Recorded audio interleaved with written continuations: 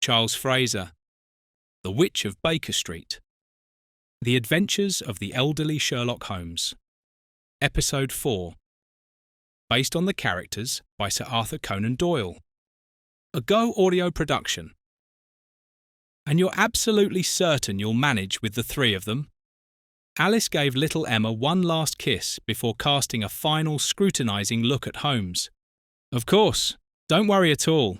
The four of us will spend a lovely afternoon together and have great fun, Holmes said, placing his hand on Patrick's shoulder. Patrick sought Marie's gaze. Marie merely shrugged her shoulders briefly, which could be taken to mean, we'll see about that. The little Emma, Patrick and Marie were three orphans who had only found a new home, and thus a family with Alice and Edward Miller, Mr. Holmes's landlords, a few weeks ago. Alice and Eddie were on their way to a funeral. For this occasion, Sherlock Holmes was to look after the children for the first time. Alice was visibly struggling to part from her newly acquired family members and entrust them to Mr. Holmes's care with a clear conscience. Once again, she gave little Emma a kiss on the forehead and warmly embraced the two older ones. Right then, I think it's time. Alice smoothed down her coat before turning once more to those remaining. Children, don't give Mr. Holmes any trouble. And Mr. Holmes, no experiments with my children. Eddie took his wife's hand and lovingly but firmly guided her out the door whilst calling out goodbye to Holmes and the children. Holmes exhaled deeply, then addressed Patrick while scrutinisingly running his hand through the boy's hair. I really don't know what your mother is on about. Your blonde mop is growing back splendidly. Who would have thought that stuff was so highly explosive? He shrugged briefly. Well, children, what do you suggest? Any ideas? Patrick and I still have homework to complete, if that's all right with you, Mr. Holmes. Marie's voice was quiet, and she looked at the floor uncertainly. The poor girl was still suffering from the terrible events and was deeply traumatised. Holmes's words sounded gentle. Of course, Marie. You and Patrick can sit at the table and start with your homework straight away if you'd like. I suppose that just leaves the two of us then, little one. Sherlock Holmes picked up little Emma. Shall I read you a bit from the newspaper? But the little one just shook her blonde curls, and her blue eyes sparkled mischievously. Mr. Holmes, would you like to play with my doll? Lucy would so love to have a tea party with you. As she spoke, Emma held her doll Lucy right under Sherlock Holmes's nose and looked at him with her bright eyes full of hope. Well, replied Holmes helplessly, indeed, I have never held a tea party under these circumstances and with such special guests. He clapped his hands in amusement and said, I had to reach well over 70 years of age to have tea with such a smart young lady as yourself, Miss Emma. At once, he fetched 3 empty cups and some biscuits from the cupboard, placed them on his side table, offered Emma and her doll a seat, and settled into his favourite chair. Little Emma grinned from ear to ear. It didn't take long before Marie and Patrick joined the merry gathering, and time simply flew by. Soon after, the Millers returned from the funeral. Alice and Eddie secretly stood in the doorway and watched the spectacle. Lucy the doll sat on Holmes's lap, who by now was wearing Emma's red hairband on his head, and was raising a cup of tea to his pursed lips, holding it elegantly between thumb and index finger, with his little finger extended. Alice and Eddie didn't dare disturb the performance until little Emma suddenly spotted them, joyfully leapt up from her stool and ran into Alice's arms. Mr. Holmes cleared his throat awkwardly, reached for his walking stick and rose ponderously. You're back already? Alice could barely suppress a giggle and replied instead, I can see you've been having quite a lovely time. Well, one does what one can. Holmes swiftly removed the red ribbon from his head and discreetly slipped it into his trouser pocket. How was the funeral? He asked, changing the subject. Well, you know what funerals are like, Eddie replied. Holmes called himself a fool for asking such a rudimentary question. What were these children doing to him? I wouldn't describe this funeral as quite so ordinary, Alice contradicted her husband. The grieving widow put on a melodramatic show. What do you mean by that, Alice? Holmes pricked up his ears. In my opinion, the good lady was being completely overdramatic. Alice exclaimed indignantly. "But darling," Eddie tried to placate his wife, "you're only saying that because you've never been able to stand Susan. The poor woman has my sincere sympathy." "Oh, poppycock," Alice cut him off. "That Susan was completely over the top. But then again, that woman never had any sense of decency or ethics. If you ask me, she couldn't wait to get that coffin lowered into the grave." Alice turned abruptly to leave. "Children, say your goodbyes and come along, please. Mr. Holmes, thank you for looking after the three of them. Goodbye." Little Emma gave Holmes a goodbye hug. Marie and Patrick politely said their thanks, and Eddie raised his hand in farewell. Then the Millers were gone. Left behind was Mr. Holmes with a red hair ribbon in his pocket and the forgotten doll Lucy on his favourite chair. But Alice's words kept echoing in Holmes's thoughts. The next morning, straight after breakfast, Sherlock Holmes made his way to Alice to have a word with her. Holmes's excellent nose for suspicious deaths had kept him awake half the night. "Good morning, dear Alice. Are the children at school already?" Alice's eyes began to sparkle. "Good morning, Mr. Holmes. Yes, the three of them left over half an hour ago. And you? What brings you here so early today?" "Indeed, something is troubling me. You mentioned at yesterday's funeral that the widow's behaviour was, shall we say, rather peculiar." Holmes didn't need to say another word. Alice jumped right in and became just as agitated as she had been the day before. "Strange? I call it theatrical.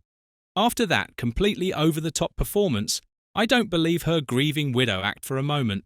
If you ask me, something's not right about it. I think she was absolutely delighted that he died. That's why she played the part of being utterly devastated."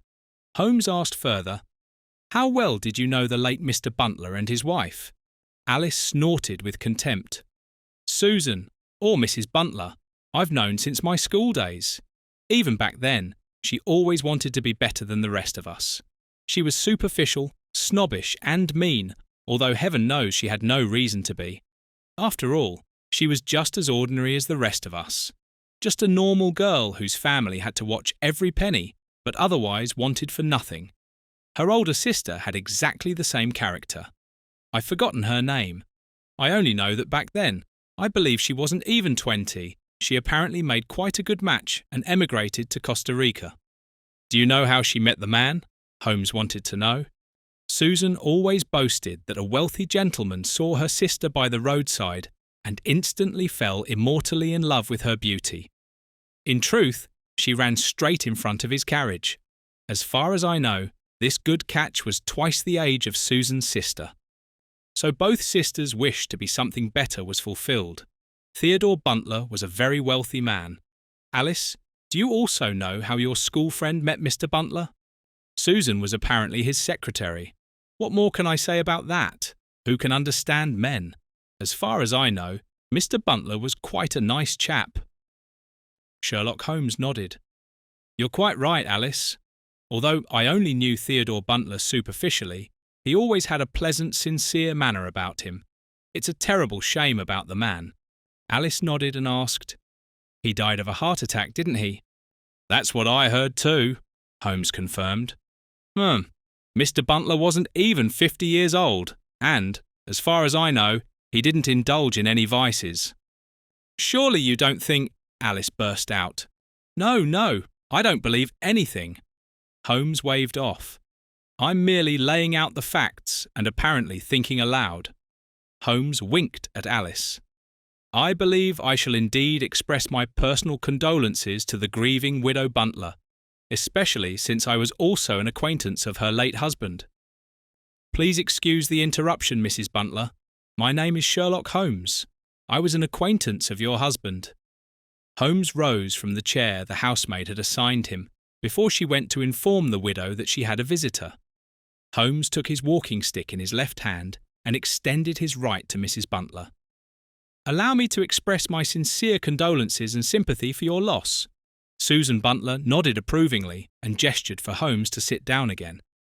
Then she said, "Mr. Holmes, yes, my husband spoke of you quite often. He frequently said you were the most brilliant detective of our time. His words always carried a tone of admiration. Thank you, Mrs. Butler. Is there anything I can do for you? Holmes cast an inquiring look at the widow. What do you mean by that, Mr. Holmes? The lady's expression revealed her scepticism towards Holmes. Just as I said, madam, replied Holmes. There was silence for a moment. Your husband died of a heart attack? Is that correct? Holmes wanted to know. Susan Butler gave a brief nod. Where and when did this happen? Mrs. Butler burst into tears. She clumsily fumbled for a handkerchief in her skirt pocket while beginning to sob uncontrollably. It was all so dreadful. We'd had such a wonderful evening. It was Theo's birthday, and I'd invited a few of his closest friends round for dinner. We were just having dessert when my beloved Theo suddenly went completely pale. He clutched his chest, winced in pain, and fell off his stool. He took 2 or 3 breaths. Then he was dead.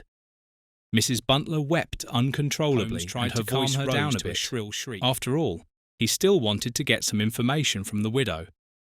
Who were your guests? The poor people must have surely suffered quite a shock themselves. Susan Butler gradually composed herself before replying through her tears. Mr. and Mrs. Sanders were invited, as well as Mr. and Mrs. Epstein, Mr. Hatterts, and Mrs. Winterman. Suddenly the girl reappeared in the drawing room. Pardon me, madam, but the paper boy is here with a letter for you. He says he was instructed, as usual, to deliver it to you personally. Mrs. Butler dabbed away her little tears with her handkerchief and blew her nose delicately. Please send the boy in to me, Clara. The maid curtsied briefly and disappeared, only to reappear instantly with the boy. Billy, what on earth are you doing here? Holmes exclaimed in astonishment as he saw his newspaper and drug supplier Billy enter. Billy had a letter in his hand which, after a brief greeting, he dutifully handed over to Mrs. Butler. Only then did he turn to Holmes. Mr. Holmes, I could ask you the same question. What are you doing here? Oh, I understand. Has old Mr. Butler been murdered, then? Holmes quickly waved it off while not taking his eyes off Mrs. Butler for a second. Oh, no. Theodore Butler was an old acquaintance of mine. That's the only reason I'm paying my respects to Mrs. Butler. Billy breathed a sigh of relief. Oh, that's all right, then. And there I was thinking… Holmes quickly cut him off. Mrs. Butler, it has been an honour. I shall leave you alone with your letter now and take up no more of your precious time. He quickly shook hands with Susan Butler and then left the Butlers' estate together with Billy. Billy, my boy, what was that letter you just delivered to Susan Butler? Do you know who sent it? But of course, Mr. Holmes. The letter is from Mrs. Butler's sister in Costa Rica. She's been writing to her quite frequently lately. How do you know that, Billy? Holmes asked the boy. Old Phil from the post office always gives me the letters for the poor missus. You see, I'm supposed to deliver them to her personally. How often does Mrs. Butler receive letters from her sister? Holmes pressed on. In recent weeks, usually twice a week. Last time there was even a small parcel with it. Billy, thank you. Holmes placed his hand on the boy's shoulder in a friendly manner. By the way, my supplies are running low. You can rely on me, Mr. Holmes. As soon as I get new supplies, I'll bring them round to you. I must be off now. See you, Mr. Holmes. Billy swung his backpack over his shoulder, and immediately Holmes's little friend and drug courier had vanished. 2 days later, Holmes sat comfortably in his armchair, leafing through the newspaper and smoking. Suddenly, he stopped abruptly and stared intently at the headline. Sanders found dead. Mr. Charles Sanders was found dead in front of his house last evening. A pentagram was emblazoned on his forehead. At first glance, no other external injuries were visible. Everything points to a murder with satanic undertones. Notably, there was a persistent smell of sulphur at the crime scene. Could it have been the work of a witch? Holmes shook his head pensively. A witch? What utter nonsense! There was a sudden knock at his door. Sherlock Holmes reached for his walking stick, briefly stretched his aching knee before he could put weight on it. Then he stood up and opened the door. Inspector Wolfford, while I can't say I was expecting you, I'm not surprised to see you here. Inspector Wolfford removed his hat before entering and extended his hand to Sherlock Holmes. Good day, Mr. Holmes. So I take it you're aware of yesterday's murder? I've just read about it in the newspaper. I would be very interested to hear your thoughts on the matter. I hardly need to tell you that a witch murder is absolutely absurd. However, the signs pointing to it are mounting up. Yesterday morning, a young woman came to the station in a state of agitation. In her hands, she held her small, dead dog. The mutt reeked horribly of sulphur. A pentagram had been drawn into the animal's white fur. Well, what do you make of that? Holmes sat back down in his armchair and offered Inspector Wolfford the chair. "What was the young lady's name?" Holmes inquired. The inspector thought briefly. "It has slipped my mind for the moment, but I believe the young lady works as a maid. Let me guess. The girl's name was Clara, and she works for the Buntlers." "Precisely," exclaimed Wolfford in astonishment. "How did you know that?" "That's beside the point. Do you have any other information for me, Inspector?" "Not exactly information, but I'm sure you know old Mrs. Winterman from your street." "Of course, everyone knows old Winterman. You surely can't seriously believe that dear lady has anything to do with this?" Holmes asked incredulously. "No, I personally don't believe that, but there are several voices being raised. You know the reputation that surrounds the old lady, and Cindy Sanders, the murder victim's wife, said she was acquainted with Mrs. Winterman, had last seen her at the Buntlers' dinner party, where he unexpectedly succumbed to a heart attack. Cindy Sanders goes so far as to claim that Mr. Buntler was Winterman's first victim. Have you questioned Mrs. Winterman yet?" "Of course," replied the inspector. "She has also admitted to being personally acquainted with both dead men. However, she naturally denies having anything to do with it. And with that, the interrogation was over. Good Mrs. Winterman didn't say another word after that and refused to make any statement. I shall give this matter some thought. Should I discover anything of interest, I will be sure to let you know." Inspector Wolfford thanked Holmes, took his hat, and walked to the door. "One more thing, Mr. Holmes. This case is of utmost urgency. Should any more information reach the press, I fear we'll have a proper witch hunt on our hands." "You might be right about that, Inspector." Mr. Holmes, Alice and Eddie sat together at dinner the following day. The children had already gone to bed. Sherlock Holmes described the events thus far to the Millers and informed them about Inspector Wolfford's visit. "Well, I've always found this Mrs. Winterman rather creepy. I wouldn't be so sure that the old woman isn't a witch." "But Alice," Holmes laughed cheerfully, "whatever makes you think that? I wouldn't have expected such superstition from you. Have you ever seen Mrs. Winterman without her black cat? When the creature isn't perched right on her shoulder, it's winding itself around the old woman's legs."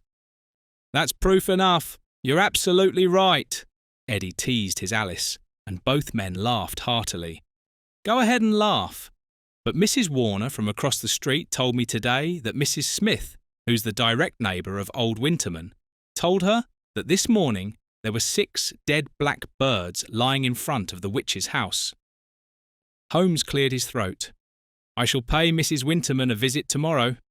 "I would like to accompany you if I may," Eddie chimed in. "It would be my honour."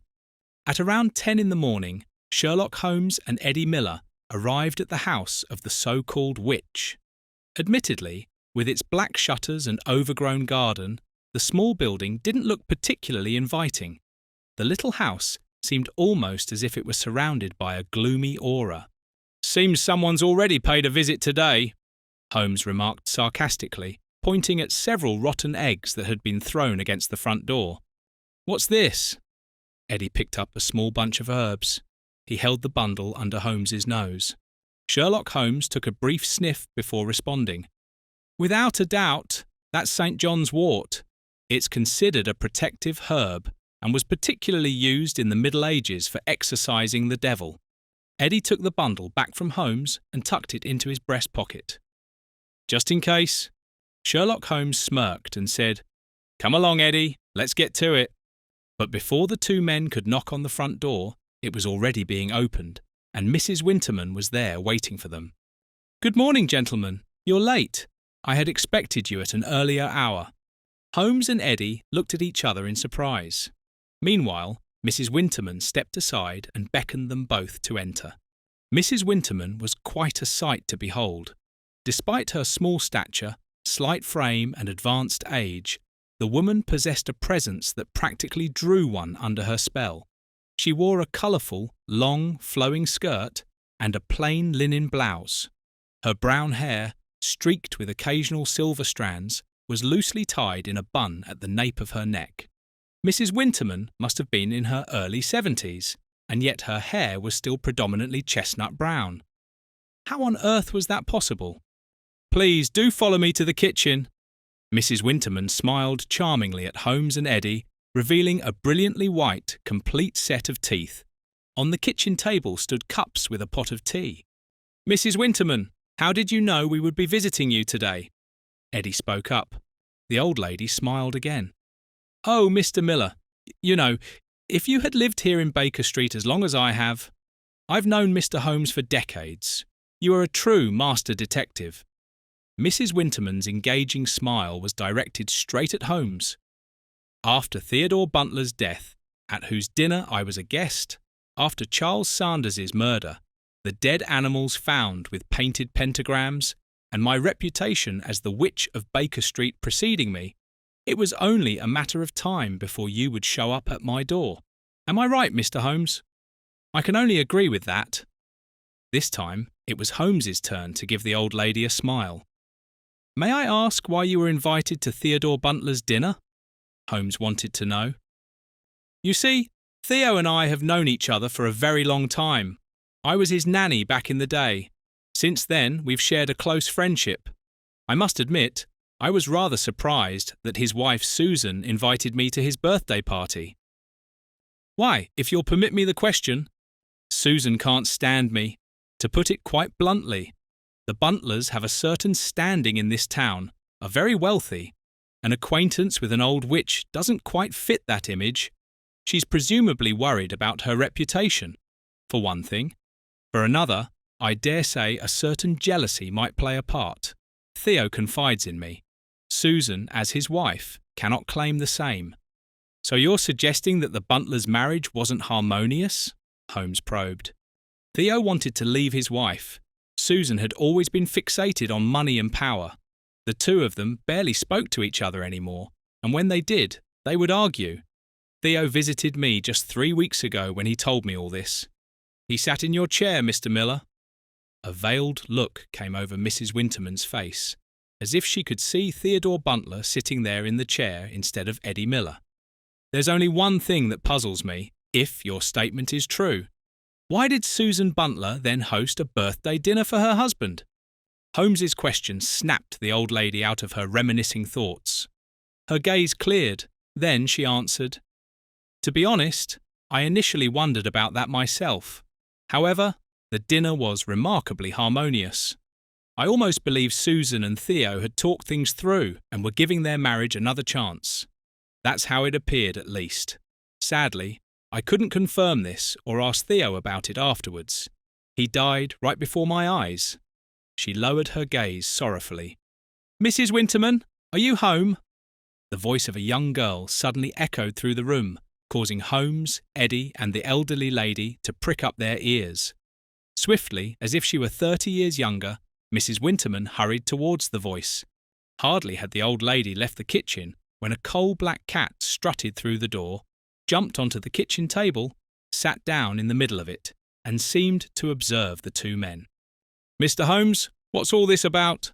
Eddie fidgeted nervously in his chair. Holmes merely shrugged and said, "Eddie, this is a witch's cat. It's presumably meant to keep an eye on us." The cat began to purr softly and cleaned its little paw. Sherlock Holmes and Eddie Miller could hear old Mrs. Winterman leading her guest into the adjacent living room. The conversation between the two drifted in through the open door crack.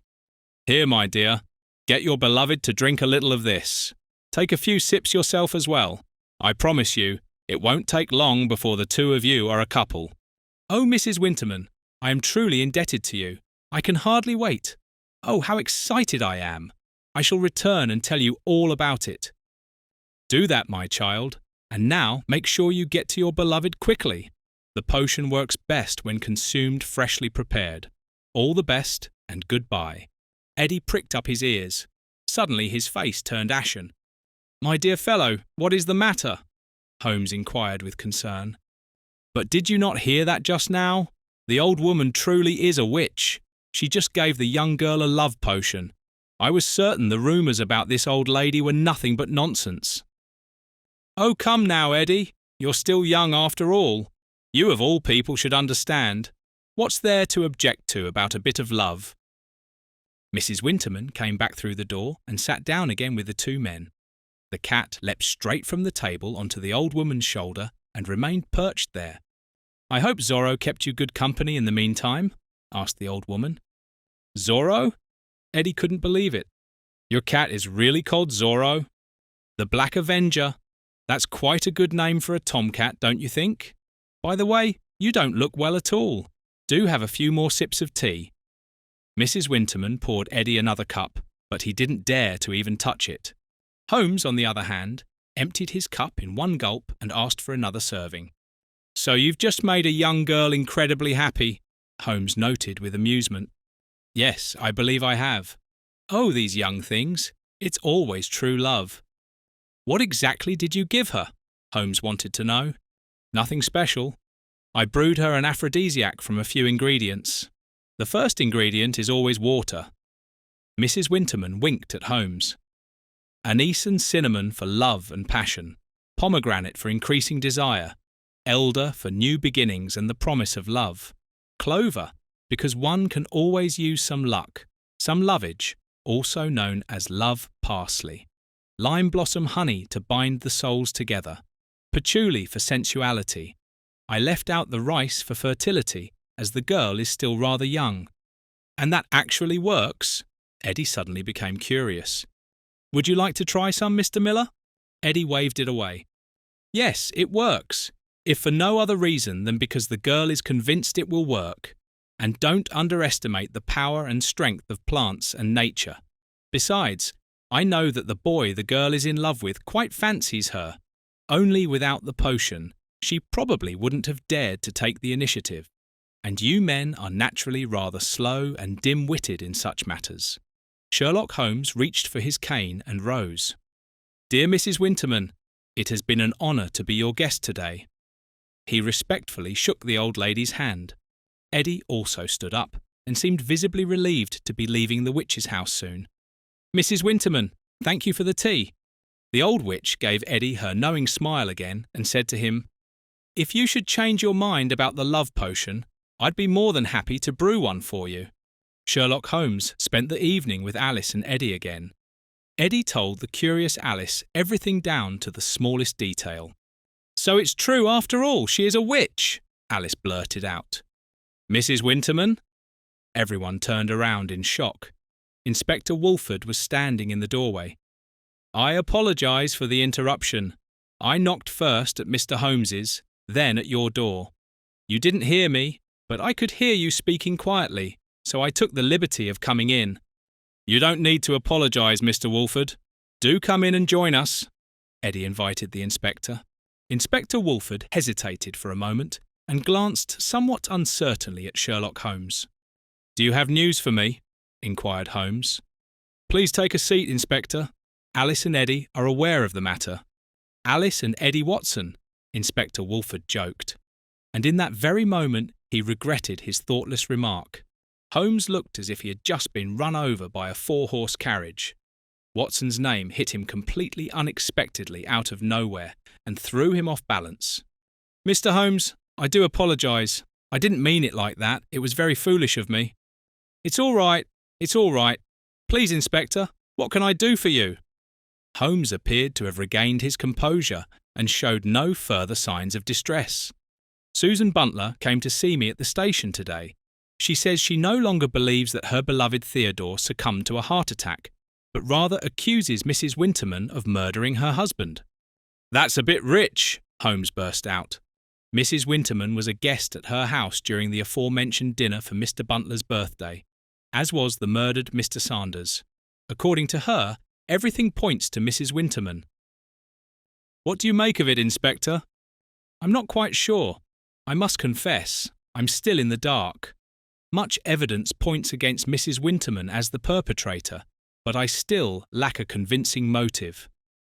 The detective shrugged his shoulders and shook his head. "I merely wanted to keep you informed, Mr. Holmes." Inspector Wolfford bid farewell to Holmes and the Millers. "The witch as Mr. Butler's murderer? I'm not quite sure about that. How could that work? Wasn't she herself a guest at the dinner?" Eddie pondered aloud. "Poison, my dear," Alice blurted out. "Women's, or in this case witches', favourite murder weapon. Isn't that one and the same thing?" Eddie let slip this remark, which his wife Alice, thankfully, failed to hear in her agitated state of mind.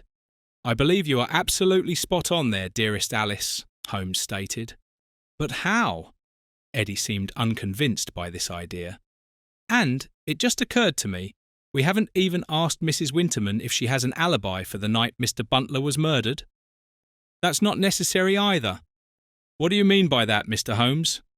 But Holmes had already reached for his walking stick, excused himself saying he had an urgent matter to attend to, and left the Millers standing there with questioning looks. The next morning, Holmes sat in his armchair, picked up the Daily Telegraph, and was about to engage in one of his daily favourite pastimes. However, he didn't get very far. Another murder victim with pentagram. Another victim was found dead during the night. The victim was identified as 65-year-old Stuart Hatterts. As with Charles Sanders, the first victim, no external injuries were found. Only the familiar painted pentagram was emblazoned on his forehead. Holmes fumbled for his walking stick. "Where on earth did I put that wretched thing?" There it was. He reached for his coat and was just about to grasp the door handle when there was a knock from outside, and Holmes heard Eddie's voice. Holmes opened the door. "That was quick," Eddie remarked in surprise. "Mr. Holmes, have you read the Telegraph today?" "I have. I'm just on my way to Mrs. Winterman's. Would you care to join me?" Eddie hesitated. Finally, he pulled himself together. "Always at your service, Mr. Holmes." A small cluster of agitated people had gathered in front of Mrs. Winterman's house. They were shouting excitedly amongst themselves. "All they need now are pitchforks for the mob," Holmes thought, shaking his head. Holmes and Eddie pushed their way through the crowd until Holmes was suddenly held back. Only then did he spot Susan Butler, who appeared to be leading the mob. "Mr. Holmes, thank goodness you're here. Just arrest that witch quickly." Holmes unceremoniously freed himself from Mrs. Butler's grip and stated dryly, "I'm a retired detective. I'm not authorised to arrest anyone. Would you like to join us? Or why else are you here? I hardly think that's any of your business." With that, Holmes turned away. "Burn the witch!" That was the last thing Holmes heard as he turned his back on the mob. Holmes and Eddie didn't need to knock on the door for long. Mrs. Winterman had already opened it before the two men could make their presence known. "Mr. Holmes, Mr. Miller, please do come in." That's how the elderly lady greeted the two men before quickly closing and bolting the door. Sherlock Holmes scrutinised Mrs. Winterman carefully. Her appearance could not disguise what the old woman must have experienced over the past few days and hours, and with just a slightly closer look, one could easily spot the newly formed worry lines and dark circles under her eyes. "Mrs. Winterman, tell me, how long has this gathering in front of your house been going on?" asked Holmes with concern. The old woman's engaging smile seemed forced and sad. "Since the early hours of the morning, but their numbers keep growing and the aggression is escalating." "I fear that too." Holmes thoughtfully rubbed his chin. "Eddie, please find Inspector Wolfford. He must come here as quickly as possible and disperse this riot in front of Mrs. Winterman's house. And Eddie, make haste." Eddie just nodded briefly, tipped his hat in greeting, and was gone. Eddie could be relied upon. Holmes and Mrs. Winterman sat at the kitchen table, where a pot of tea and cups could already be found. Zorro had taken up his usual spot on Mrs. Winterman's left shoulder. The shouts of the agitated mob outside the door grew ever louder. Suddenly, the elderly lady began to tremble slightly. At the same moment, her tomcat started purring to calm her. Holmes took hold of the old woman's arm and said, "You needn't be afraid.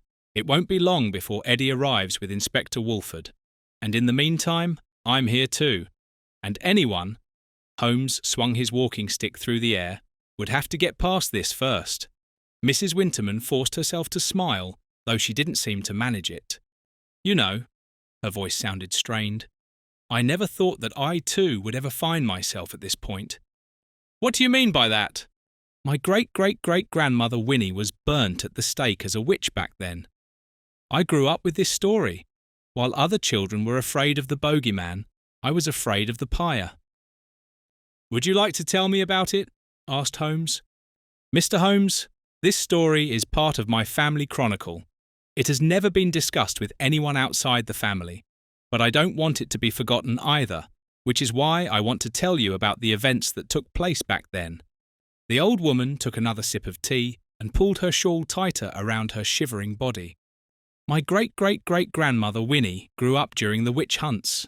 Back then, it was almost a daily occurrence for some woman to be accused of witchcraft, simply because someone took a dislike to her, or she merely looked the wrong way. There is a long tradition in my family. We are midwives, and have always known herbs and their healing powers better than any doctor. Winnie's mother was also a midwife. She passed this profession on to my great-great-great-grandmother. And of course, the knowledge of herbs. Winnie helped many children into the world, but also saw many mothers and babies die. When young girls became pregnant unwillingly, she gave them the right herb and thus helped them too. Rape was commonplace, and life was not easy for either a mother or a bastard child. Everyone who fell ill or was injured during hard labour sought out the midwife with her herbs for relief and healing. In short, Winnie was there for her community, just as the women had been for generations before her. It so happened that in the neighbouring village, one of Winnie's friends was accused of witchcraft, and thus of having a pact with Satan. She was locked up in the witch tower, but it wasn't long before she was put on trial. Back then, there were many nasty methods to obtain a confession. First, there was the witch trial. One of the most well-known was the water ordeal. This could be carried out, for example, with boiling water. The alleged witch had to retrieve a stone from a pot of boiling water with her bare hand. If the burn healed within 3 days, one was innocent. If the wound festered under the bandage, one was convicted of witchcraft. If one was tied up with hands and feet crossed and thrown into the water, floating on the surface meant one was a witch, while sinking could mean the water was bewitched, and one was still a witch. In the best-case scenario, however, one would already be dead before being pulled out again. Then there was also the trial by fire, which proceeded similarly to the trial by boiling water. One had to hold one's hand in the fire or carry red-hot pieces of iron. If the wound healed within 3 days, one was exonerated. As you can surely imagine, this miracle occurred extremely rarely. Holmes swallowed hard. The lump that had formed in his throat seemed to almost take his breath away. Certainly, he had read a great deal about witch hunts and how unfairly women were treated. But hearing this story from someone who had been affected was quite another matter entirely. Finally, Mrs. Winterman continued. If you were unlucky, you would be put on the witch scales. A weight would be predetermined that was supposedly appropriate for the person. If the woman weighed less, she would be charged, as she was lighter than she should have been, and had therefore sold her soul to the devil. If she weighed more, she had bewitched the scales. The verdict was always decided in advance. The woman's mole was considered a witch's mark. The devil had marked his chosen one, and the mark was supposedly numb and bloodless. To verify this, they had a special tool with a shaft and a long, sharp needle. This instrument would be used to prick the mark. If it didn't hurt and didn't bleed, then the woman was declared a witch. Unfortunately, these special instruments were crafted in such a way that the needle would retract into the wooden shaft when pressure was applied. The simplest method, however, was torture. Although there were already guidelines at the time stating that a person could only be tortured for 1 hour before requiring a break, and that they must be released after 3 torture sessions without a confession, these rules did not apply to serious crimes such as witchcraft. Thumbscrews and the rack served their purpose until even the most stubborn witch confessed. In addition to a confession, They wanted to learn about other witches. One had to know them, since witches would meet and exchange information with each other. So they tortured and tormented until names were given. This is what happened to my great-great-great-grandmother Winnie with her condemned friend. God alone knows why she mentioned Winnie's name of all people. A group of men came that very evening and tore my granny from her family. They locked her in the tower for 4 days. All the family's pleading and begging was in vain. They dismissed them, saying that Winnie would receive a fair trial, and if the accusations were unjustified, there would be nothing to fear. Meanwhile, a strange shift swept through the village community. Where once the family had been respected and well liked, they were now reviled as Satan's spawn. When the court hearing came, and the bandage was removed from my granny's right arm, she had been subjected to the water test with boiling water the day after her arrest. And the burn wound was severely infected. The matter was settled. When so-called witnesses were called forth, and fathers who had lost their wives or babies during childbirth, who at the time of death had sought and found comfort in Winnie's presence whilst grieving, now accused Winnie of murder, there was no saving her. My great-great-great-grandmother also named 3 other women, thus accusing them of witchcraft. I don't even want to know what they did to her to make her do that. On that very same day, she was burned at the stake, which, as fate would have it, had already been fully constructed. They told me that these inhuman screams, once heard, can never be forgotten in one's lifetime. Mrs. Winterman gazed deeply into Holmes's eyes as he followed her account with rapt attention. And yet the art and gift of being a good midwife and herbalist was passed down from generation to generation. They call us witches, but are we really?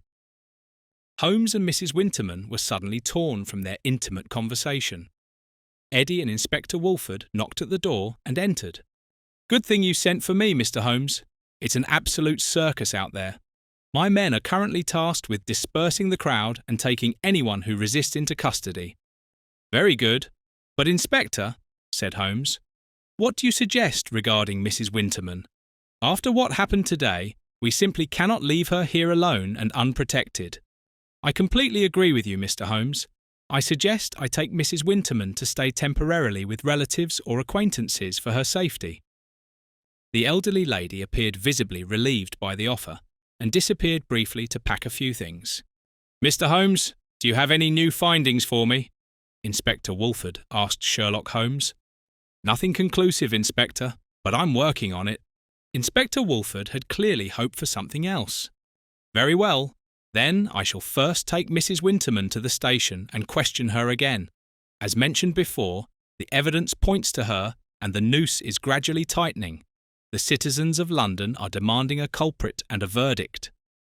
Mrs. Winterman returned with a small packed bag. First, Holmes turned to Inspector Wolfford. "Do what you must." Then to the old woman. "I wish you all the best and thank you for your story." It was evening. Holmes sat in his chair in a daze, smoking as if there were no tomorrow, trapped in his thoughts. How had she managed it? It was some kind of poison, that much was clear to him. But which one? He lacked the evidence. He knew she was guilty, and if Mrs. Winterman wasn't being held at the station, he was certain Mr. Epstein would be the next pentagram murder case to appear in the newspaper. He brooded on this deep into the night. "Holmes! Mr. Holmes! Are you there? Are you awake? Mr. Holmes!" Sherlock Holmes startled awake. The sun was shining through the window directly into his face, making him blink. He had fallen asleep in his armchair. "Mr. Holmes, it's me, Billy!" Billy hammered on the door. With each blow, Holmes's head throbbed. He had rather overdone it yesterday. He groped for his walking stick and rose sluggishly. Yes, I'm coming now." "A very good morning, Mr. Holmes." But when Billy saw Holmes, he surmised, "Oh, I rather doubt your morning is quite so good." The lad grinned from ear to ear and handed Holmes his newspaper. Holmes practically tore it from his hands and skimmed the front page. Thank heavens, no further victims. Holmes seemed to relax. "How are you, Billy?" The boy's lips twisted slightly. "Oh, it's all right. Got to be, haven't I?" "Brave lad," Holmes said, briefly patting his head. Have you brought me anything else? My supply is nearly depleted. Of course. Billy took his backpack off his back and placed it on the floor in front of him before rummaging through it. He added by way of explanation, I packed the stuff right at the bottom. I had so many newspaper customers before you. Didn't want anything falling out. Very prudent, Holmes praised. Here we have it! Billy pulled a small packet filled with white powder from his backpack and handed it to Holmes. But Holmes's gaze fell on something else. What's this then? He bent down laboriously and picked up the small object. He held it between his thumb and index finger, examining it thoroughly.